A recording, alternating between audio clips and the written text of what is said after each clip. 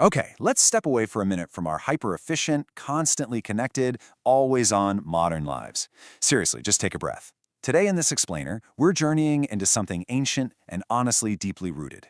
We're going to explore the silent springs of Aoki Village. Specifically, we're diving into the fascinating legends and the history of Tazawa and Kutsukake. In a world that is just completely obsessed with optimization, well, these places offer a beautifully different rhythm.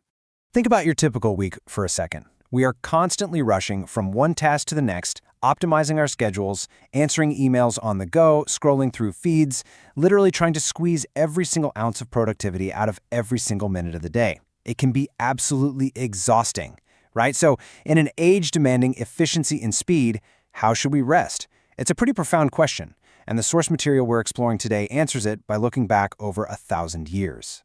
Act 1. The Two Ancient Springs of Aoki. We're traveling to a quiet mountain village in Nagano Prefecture, a place where ancient waters have bubbled up, totally unchanged for centuries. Let's unpack the source material. Okay, let's dive into this. The history of these quiet springs is surprisingly deep. I mean, we aren't talking about places built a few decades ago for a quick tourist boom. No way. The origins of Tazawa Onsen trace all the way back to the Asuka period. We're talking the latter half of the 6th to 7th centuries. That's ancient. Then we move into the Heian period with legends of Prince Shigeno visiting Kutsukake. Fast forward to 1810 in the Edo period, and these springs are literally showing up in national travel guides. Right into the modern era, famous authors were making the trek. So while these villages might be small, their historical footprint, it's massive. Act 2. Tazawa, its legends and literature.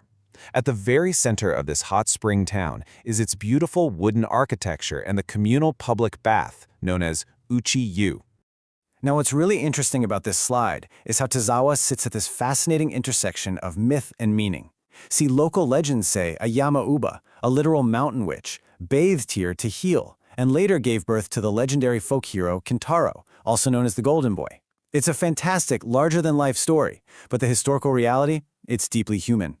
Uchi-yu translates to the milk bath, and it has long been associated with localized beliefs around fertility, safe childbirth, and abundant breast milk.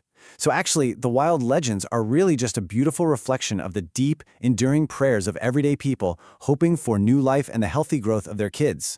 Beyond the mythology, Tazawa has these profound literary connections that ground it right in modern history. The celebrated Japanese author Tosan Shimazaki, he was active from the Meiji to Showa periods while he spent time here, which basically proves that even famous writers needed a serious break from their impending deadlines.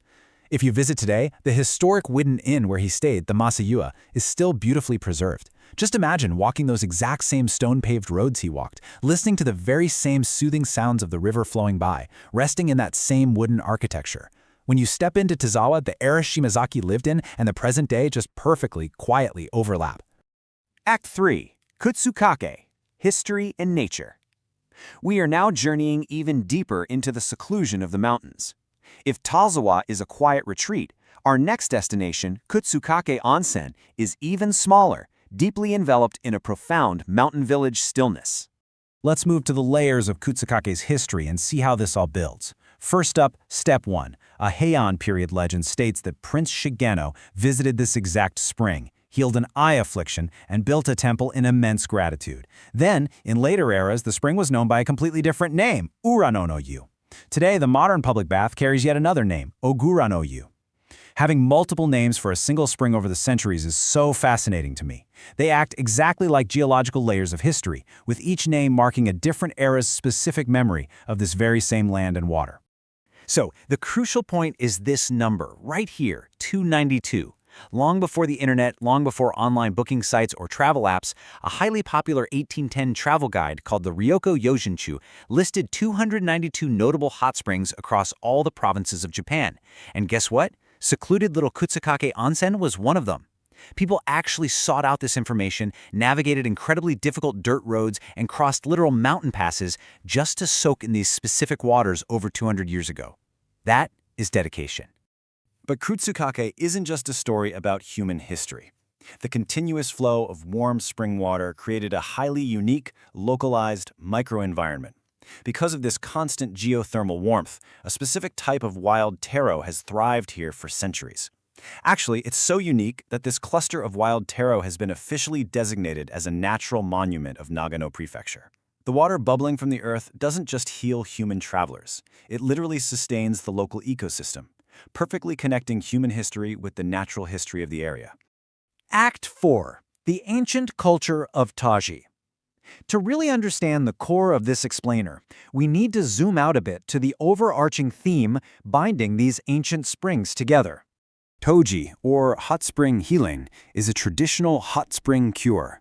It involves staying for long periods to heal body and mind in nature, without rushing.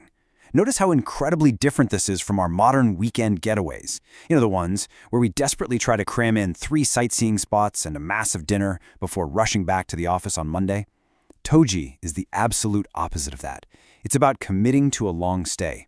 It is about slowing down completely, stripping away distractions, and deeply connecting with nature to genuinely, physically, and mentally heal. So we have 2 springs, but one culture. On one side, Tazawa offers its beautiful wooden inns, rich literary history, and heartfelt communal prayers for safe birth. On the other side, Kutsukake offers deep Heian legends, its proud inclusion in Edo-period travel guides, and a unique wild nature sustained directly by the heat of the earth. They have completely different personalities and expressions, right? But they are absolutely bound together by the shared thermal water beneath the ground and the shared, enduring human culture of Toji. And this brilliantly illustrates the heart of this culture. It's captured in a single quiet sentence from our source material. Enter the water, rest, enter the water again. That is the entire philosophy of Toji distilled. It's a rhythm that has remained unbroken in Aoki Village for over 1,000 years. Enter the water, rest, enter the water again. Which brings us to our final thought. We started this explainer by talking about our modern lives so often defined by speed, efficiency, and constant motion. But learning about the silent springs of Aoki Village reminds us of something we might have lost along the way. These waters have been patiently flowing out of the earth for centuries, simply inviting people to just stop. So, looking at your own busy schedule, will you find the time to slow down? Thank you for exploring the history, the legends, and the healing waters of Aoki with me today.